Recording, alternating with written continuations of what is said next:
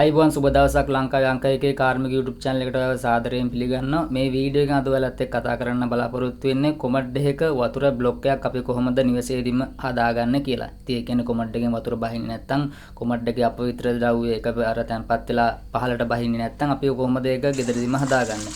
ඉතින් මේ වීඩියෝ එකෙන් අද ඒ ගැන ඔයාලට කියලා දෙන්න හිතුණා. සාමාන්‍යයෙන් වොෂ් බේසින් එකකට නම් අපි සකර එකක් පාවිච්චි කරලා වතුර බ්ලොක් එක අපි නිදහස් කරගන්නවා. ඒ වගේම කොමඩ් එකට නම් අපි සකර එක පාවිච්චි කරන්න බෑ. මොකද සකර එක කුඩා නිසා. ඉතින් මෙන්න මේ ඔයාලට දිස් වෙන කොමඩ් එකේ වතුර බ්ලොක් එකක් තියෙනවා. වීඩියෝ එකේ ක්වොලිටි එක ගැන හිතන්න එපා. මොකද මම මේක රාත්‍රියේ කාලේදී තමයි වීඩියෝ කරගත්තේ. ඉතින් අපි බලමු මේ කොමඩ් එකේ දෝෂය අපි කොහොමද ගෙදරදීම හදාගන්නේ කියලා. ඉතින් ඔයාලට ගෙදර තියෙන මොප් එකක් මේ සඳහා පාවිච්චි කරන්න පුළුවන්. ගෙදර මොප් එකක් නැත්නම් කොස්සක් වුණත් මෙහිදී පාවිච්චි කරන්න පුළුවන්. කොස්සක් කියන්නේ කොහු තියෙන කොස්සක් මෙහිදී පාවිච්චි කරන්න පොල්ලෙලි කොහු තියෙන කොස්සක් තමයි පාවිච්චි කරන්න ඕනේ. ඒ වගේම ඝනකමකින් යුක්ත ඉටි බෑග් දෙකක් ඔයාලට සොයා ගන්න සිදු වෙනවා. මම මෙහිදී පාවිච්චි කරන්නේ ගාබේජ් බෑග් දෙකක්. කසල දමන ගාබේජ් බෑග් දෙකක් අපි දාගන්නේ. මොකද අපි මේක ඇතුළට වතුර ගියොත් මොප් එක සවුත් වෙන්න පුළුවන් හින්දා. මොකද කොමඩ් එකේ තියෙන අපවිත්‍ර ද්‍රව්‍යනේ. ඉතින් අන්න ඒ හින්දා තමයි ගාබේජ් බෑග් දෙකක් නැත්නම් පොලිතින් කවර් දෙකක් අපි මෙහිදී දාගන්නේ. අපි දැන් මේක පාවිච්චි කරන හදන්නේ සකර එක විදිහට.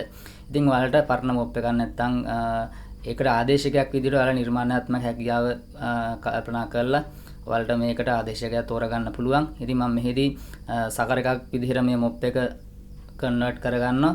ඊට පස්සේ අපිට පුළුවන් කොමඩ් එකට මේක යොදවලා අපේ කාර්යය අපිට සිදු කරගන්න.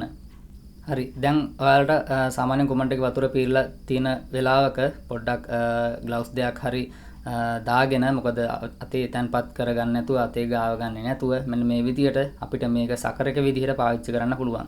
කොමඩ් එකේ හිලට තියලා මෙන්න මේ විදියට හොඳට කිහිප වතාවක් පහළට තදින් ප්‍රෙස් කිරීම මගින් ඔයාලට මේක මේ බ්ලොක් එක යවා ගන්න පුළුවන්.